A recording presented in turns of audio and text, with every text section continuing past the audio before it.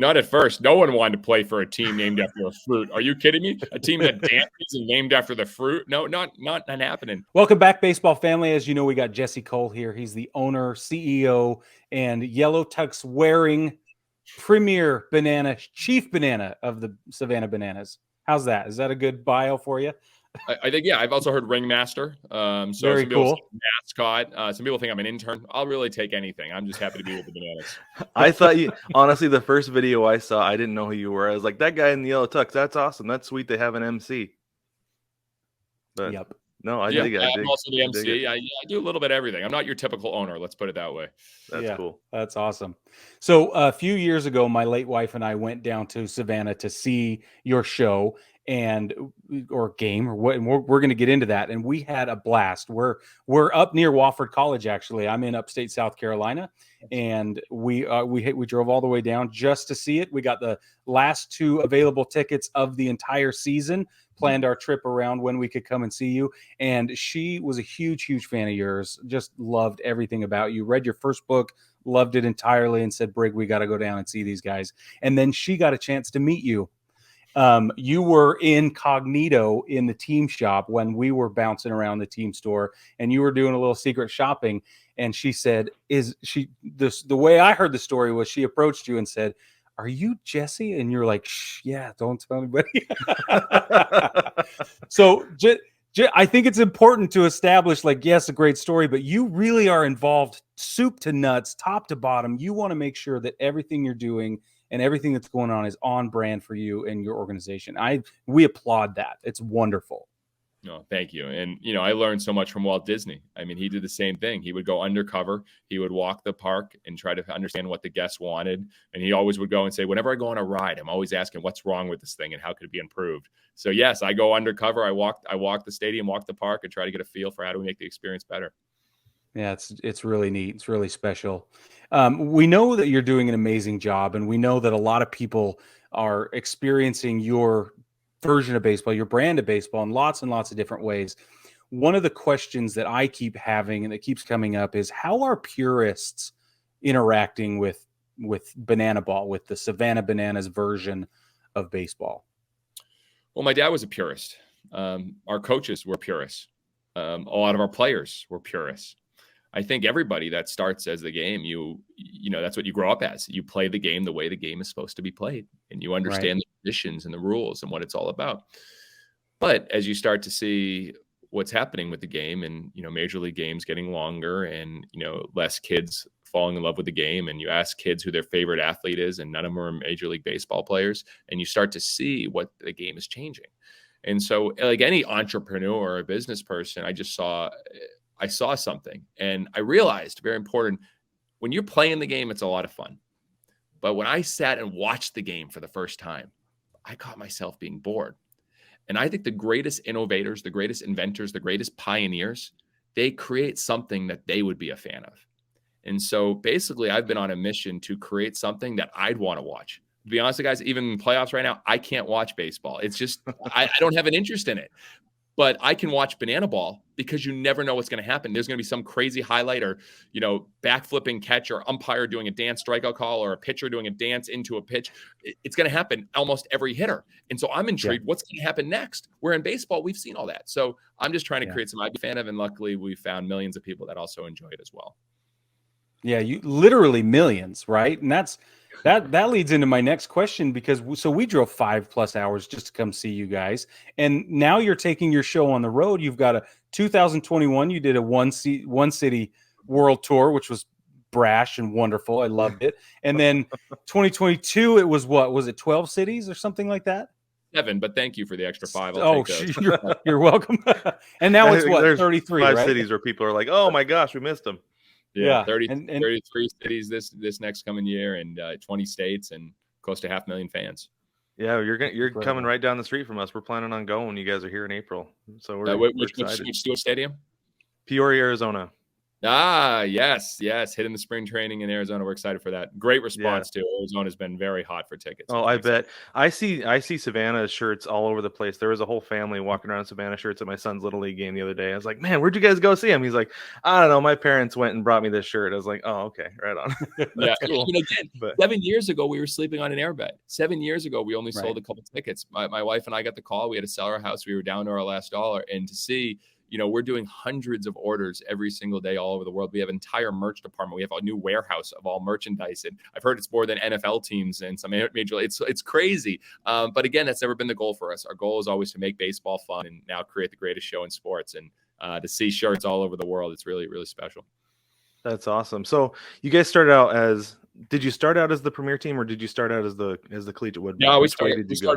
Yeah, the lowest level possible. You got Major League, Triple A, Double A, High Mhm. A, rookie ball, single. All the way. We were college summer baseball, so we started off at college and baseball, but we put together a great squad of players. Still made the game fun. Players danced. We had the breakdancing coach, the Banana Baby, the pep band, the Banana Nanas. We had all of that, but we had to play traditional baseball. But because we had fun, we won more. And so we won 3 out of the 6 championships, won more games than any team. And after 6 years in the league, we just said, hey, it's time to move on because banana ball is the future and it's what fans want. Okay, so you have done away with the collegiate team. You just have your premier team now. Is that right? Correct. We're all in on Okay. banana ball. Every game the Bananas play from now on will be our 2-hour time banana ball, fans catching foul ball for outs, batters stealing first, no bunting from now on. Yeah. Nice. That's awesome. So I actually have a question for you about a banana roll. Do you guys have a rule in place that limits the length of an at bat? Like the number of pitches for an at bat? No, but because of the way the games and the way our players are training and working out, I mean, our first game on ESPN2 in August, the game opened by our pitcher striking out a hitter in 10.5 seconds. An entire at bat in 10.5 seconds, which is less than what normally one pitches in Major League Baseball. Yeah, that's really fast. That's crazy. Pitchers work fast. Holy Once cow. the hitters can't get out of the batter's box, you leave out of the batter's box, it's a strike. So they're in the batter's box and the pitchers are quick pitching. That's the way it should be too. But I had a thought. So I've come up with the idea for the 7 pitch at bat where obviously after 2 strikes, just foul balls are foul balls. But what if you took foul balls and added them to the ball side of the count? And then once it's full, you get 2 foul balls. And then on that 7th, or I guess you get 1 more foul ball, and on that 7th pitch, in your case, it would be go to a sprint, right? Where is it the batter has to run to second. I understand before the all sprint 9. rule, but you lost me on like foul balls and other pitches. I got confused. Okay, I'm not that smart, but I'm confused now. So you got a full count, right? And then from 3-2 count. typically from there, everybody can foul off however long it takes, right? Yeah. You get 1 free foul ball, or even on the next foul ball, and then it goes into your sprint. You mean on a foul ball they actually run? Yeah. So if they hit the foul ball, if it goes out of the stadium or whatever, then they can go to second or whatever. Because I feel like it incentivizes the batter to swing the bat on a full count. That even if they get a piece of it, then they've got a chance to get on base. Yeah, I like that. Yeah, I'll think about it. One thing I've learned in coming up with rules is you confuse, you lose, and less is better. Right. So we're at see that. 9. There's a lot of new rules that people throw at me, and I'm very intrigued, but I want people to understand it. And, when you think, who can explain the infield fly rule and some of these rules? I mean, Major League Baseball, there's so many rules, and I think it actually hurts fans. I want people to be able to tell what the rules are very quickly. Yeah, we We do had an entire umpire the other day segments on messed up. rules and stats and different things that are obscure that the casual fan has no accessibility to whatsoever. Yeah, 100%. we had an umpire in Little League mess up a scoring rule the other day, and it was anyway. It's so tough. I get it. You want to make things, simplicity wins. And I learned this from Steve Jobs. I mean, when he came back to Apple, they had like 20 or 30 different products. He eliminated all but 4. He eliminated all but 4, and he focused on what he'd be best at. We don't do any events at our ballpark. We eliminated all of our events. We don't do any sponsorship. We eliminate all the ads from our ballpark. We only have 1 ticket that we sell. I mean, we try to make it so simple so people can experience what we're the best at. Yeah, and I love the exclusivity of it as well. You got 4,000 people. That's max capacity at your stadium, right? In Savannah, and that's why we've expanded to go to now 10,000, 12,000, 15,000 seat stadiums all over the country. Cool. So there is a game in Banana Land. Yeah, we're max capacity, but we've been meeting with major league teams, so we'll soon be doing 35,000, 40,000, and expanding out from there. That's amazing. We're trying to go to Kannapolis when you guys head up here, so that's where we're waiting. It's closest. Yeah. Oh, okay. Beautiful. Yeah, that's on a weeknight, and they're very excited. That demand has been very high too. There might be less than 500 tickets for that game. Wow. Yeah. So as soon as they come out, I want to know. And I'm already signed up on the email list and everything so that I can make sure we get it's up. all groups now and K Club. So when people say, how is the game almost sold out? Like, I know Scottsdale's probably sold already 5,000. We have a K Club, which is our exclusive before the lines open up, and we have 4,000. We sold that out. So, and then we have groups. So any group 10 or more. So if you have a group of 10 or more, you can actually secure tickets now. And that's how we're getting to those numbers. And then the pre-sale list, there's tickets available. So that's the ins and the outs of how we're doing it. So you're saying that if I don't get in with a group right now, I might not be able to get to a game at Kannapolis because they might max out. I would say we could always add another game in Kannapolis. So we're always going to try. Our goal is to make sure the list, like for instance, in Sugar Land, Texas, the list is 17,000 individuals want to get tickets in Sugar Land. The request for group tickets is over 30,000. So we've already basically sold out what we have. So we're going to have to add other games or find another way to try to at least give the list a shot. So we're fair. Yeah. And that's what we're working on. Wow. Amazing. Yeah, that's incredible. That is amazing. I have to process that for a minute because that's I'm processing it too. It doesn't make sense. I was told by our president, we just made our live draft announcement 2 weeks ago, which was crazy. It shut down our website, 28,000 unique viewers watching it. And he told me today, 45% of all of our tickets are gone. I was like, 45%? He's like, I'm like, that's 500,000. He goes, yeah, they're already gone. I'm like, we haven't even put tickets on sale. He goes, well, to groups and to the K Club, they took a bunch. Wow. Holy cow. That's insane. So go ahead, Brad. I'm curious how you're putting together your team then for this. So like, do you have your one team that goes and I'll get into the party animals in a little bit, but I'm curious about the Bananas themselves. Like, how do you find the guys who want to come play with you? Do you have people knocking down your door saying, I want to be a Banana, or do you follow college baseball and find guys who are graduating who aren't going to, get drafted or whatever? Not at first. No one wanted to play for a team named after a fruit. Are you kidding me? A team that dances and named after the fruit? No, not happening. Now, yeah, we get reached out to by over 1,500 players a year, and we've built a nucleus. So we're very fortunate, and we're really not putting together one team. We're putting together two teams, and everything we do is a test.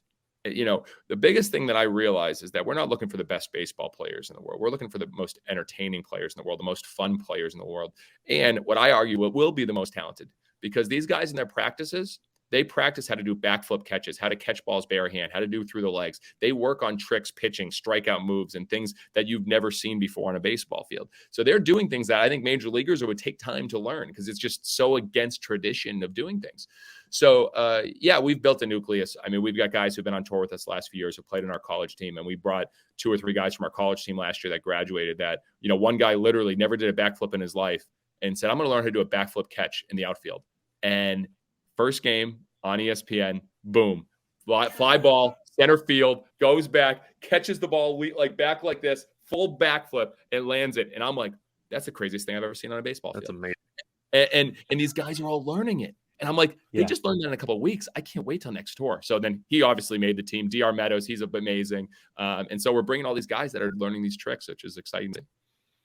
So we've been following JT Olson and his MLB. Oh, Jackson. Yeah. And his tour and everything. And then now he's with you guys.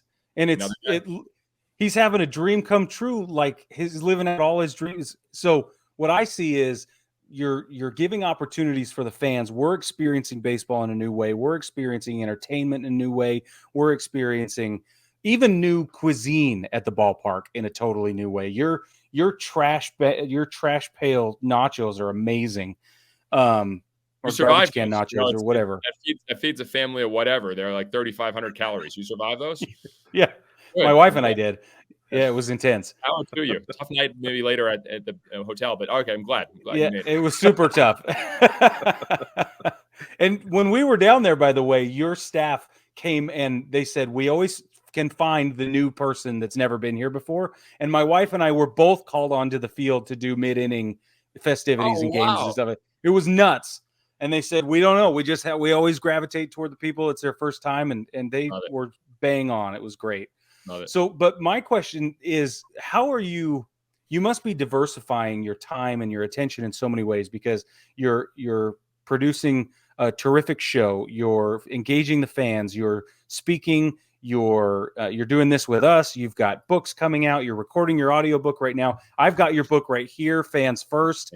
I am digging this. I'm not all the way through it, admittedly, but like, Where do you get all the time and energy and what does support look like at home for you? Because I know your wife is incredibly supportive and she's all on board all the time. Oh, Emily's amazing. And that's a whole nother story. I mean, we're foster parents as well. So we have 2 foster daughters, a biological son. We have 2 4-year-olds and a baby that are just turned 1. So our life is upside down in a lot of ways. So we had to do a CPR class last. You have to get certified again to be foster parents every year. So we got to do 40 hours of all that and going into court cases and back and forth and visits. So our life is crazy. And yes, speaking, I'm very fortunate. I'm speaking to billion-dollar companies. I'm flying out every week for a day, fly back to be with the kids. But the biggest, I think you asked something. You mentioned their energy. Yeah. The best thing I've learned is throughout my life and in business and everything I'm doing, when I'm burnt out, when I'm tired, when I'm exhausted, when I'm not in a good mood, when I'm not doing things well, it's very simple. I look at my calendar and what I'm doing is I'm doing things that don't give me energy. Jesse, how do you have so much energy? Well, now I created my energy list and I do things that give me energy. So I look at every given day and I follow through on those. So for instance, my energy list is creating, sharing, and growing. Right now, I'm creating, sharing, and growing with you guys. I'm sharing what we're doing. I'm creating something new with you guys that's going to go out into the world. And I'm growing because I'm learning about you, learning about your audience. And that's hitting the trifecta. Speaking is the same thing. Talking with our team is the same thing. Every morning, writing down 10 ideas is the same thing. Listening to Mark Cuban, Bob Iger, listening to great creators every morning. That is the growing, creating, and sharing. I do that every single day. So that's what fires me up. That's what keeps me going. And for the things that don't give me energy, I hired an executive rock star. And I invest all my money, anything that comes in, and things that don't give me energy. So I don't look at my schedule. I'm so fortunate. She sends me, Taylor's amazing. Every morning I get a full update. I think I had 7 interviews today. So I go on, I see it. I got the link. I'm hit with you guys and I'm going to rock and roll. I don't need to worry about schedule. I don't need to worry about the details. I don't need to try to find where is the link for this. And so I get to do the things that fire me up. And I think if we all do that, we're going to change the world because we're going to be doing it better than anyone else because we're going to give so much energy to it. And that's what I'm so fortunate to be able to do. And you're translating that to your fans because we all feel like I'm sitting here. I can feel it right now. When I read your book, I can feel it. When I was at the stadium, I could feel it. How do you get that magic? Well, again, leaders, great leaders are great communicators. Great leaders are repeaters. And I think it's so important. So many people are trying to recruit. We're all about attracting. I share and I scream from the mountaintops who we are and what we stand for. I don't know what's in our account right now. I don't know about our revenue, profit, sales. I could care less, but I care about creating fans. I care about creating the greatest show in sports. And I talk about that all the time. And luckily, guys like Jackson Olsen and Dalton Malden and all these amazing Jake Peavy and Josh Reddick and Jonathan Papelbon and all these guys that are joining us, they are attracted by it. And once they see it, I think we all want to be around people that have energy and have passion and have love for what they do because it rubs off on us. So if I'm like that, and we attract those people, all of a sudden it's an energy ball that's just coming at you and you're going to feel it in the stadium. And we don't just have 30 player performers, whether we're in Savannah or another bigger ballpark, we have 4,000 or 10,000 people that are part of the show. As you know, everyone danced Hey Baby, everyone's singing, everyone's a part of the experience. And that's what I think makes our show unforgettable. It's true. I love it. That's fantastic. Yeah, exactly. So I have a couple questions for you about the Party Animals. Do you own that team as well, or are they somebody else brought them in to just be like the Washington Generals for you guys? Yeah, we developed that other team. Biggest difference, the Generals, they win and they're very good and they beat the Bananas and it is not a rigged game. So they are very talented. They have some unbelievable players, great content producers, and they're going to surprise a lot of people on this tour. And we're going to continue to build them. I think there's going to be cities that want them as their own team. I think we're going to build something that's going to be very interesting because they're building fans and they're selling merchandise. And we're going to have full merchandise tents of their stuff this year because of the demand. That's really cool. Because I think the idea of the Party Animals being like the villains and kind of like what I see on TikTok is like they're like the jerk team, whereas the Bananas are obviously like the hometown heroes, right? I wouldn't say they're the jerk. They're over the top. We're over still the top. Friendly. They are. They will have pizzas delivered to the outfield in the middle of the game. They will chug energy drinks from the mound. They're crazy, is what they do. They're fantastic, though. I love the energy that they give off. So, do you ever have guys who want to jump over from the Party Animals to the Bananas, or is it like I'm a party animal through and through? It's vice versa now. I mean, again, I think it was tough the first tour because the Bananas get all the love. You know, we have the 5 million social media followers. The Party Animals don't have that. They're barely starting their social media. So guys know that, and I have to play the part as the owner to give all the love to the Bananas. I can't give the love to the Party Animals publicly because it just goes against our whole storyline, everything we're doing. So it's Right. tough. But now the Party Animals have owned that. I mean, we're developing unbelievable pink suspender uniforms for them. We got a great partnership with merchandise that's going to be outrageous. We dolled out their locker room in black and pink with strobe lights, and so we are sending a lot of love their way. And certain guys just like that. Certain guys are all in on that. But I think there's some Bananas that like, yeah, I'm a Party Animal. I mean, Eric Burns, for instance, our head coach this past year.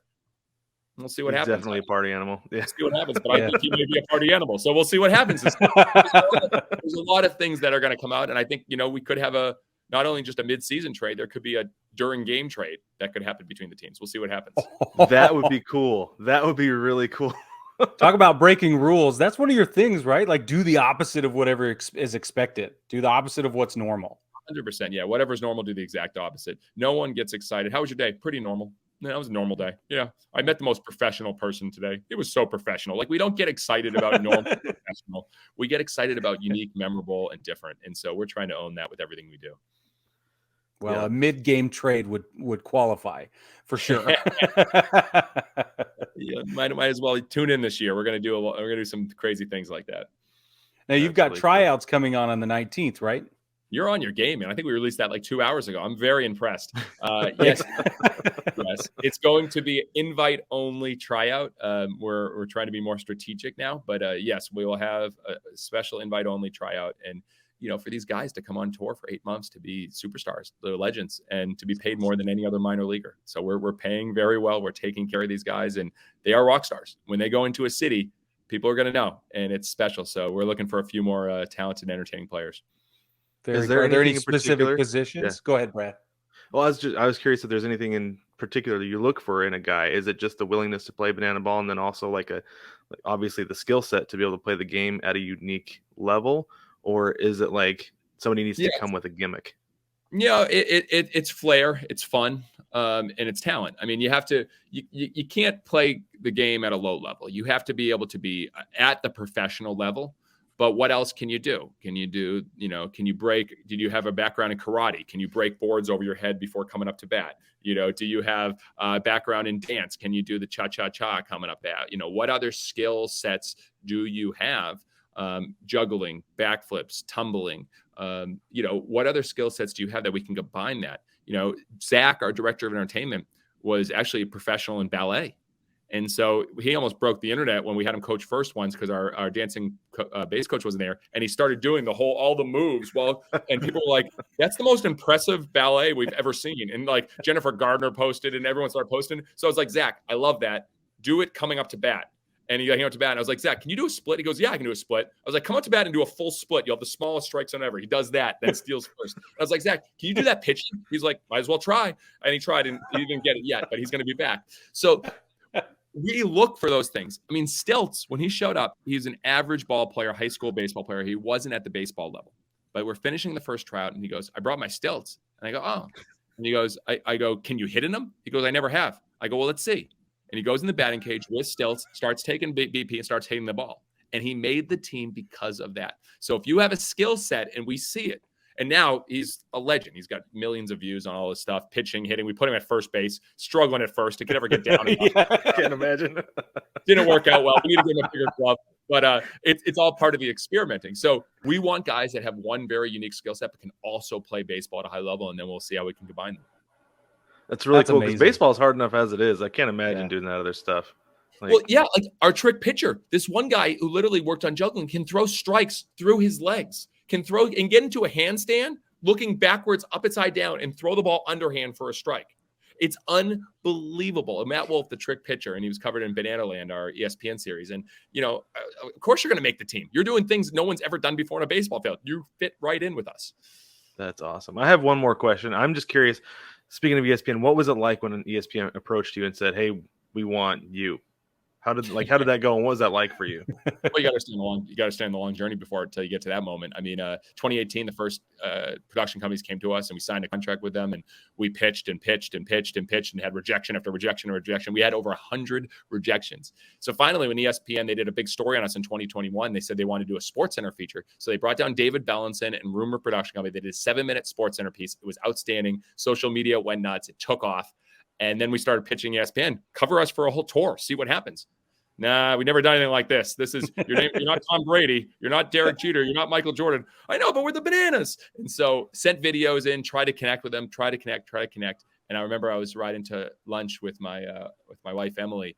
And all of a sudden from David, the producer at Rumor, he texts us, boom. And I go, call me. He goes, they said yes. I go, no, they didn't. He goes, Jesse, here's the email. They said yes. And I got emotional.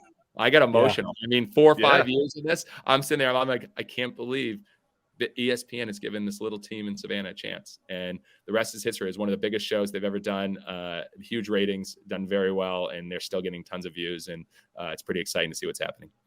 That's very cool. Well, Jesse, we know you got to go. You got a bunch of stuff to do, but we want to thank you for being on the show. We really appreciate the energy, the insight, and everything you bring to the table. Is there anything you want to make sure our baseball family knows before you leave? Just keep making baseball fun.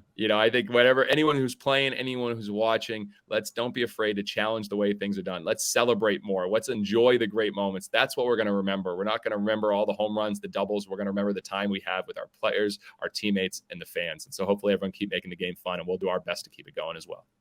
That's wonderful. Jesse, we'll have you on again, but we appreciate your time, man. Thank you so much. Thank you guys. A lot of fun.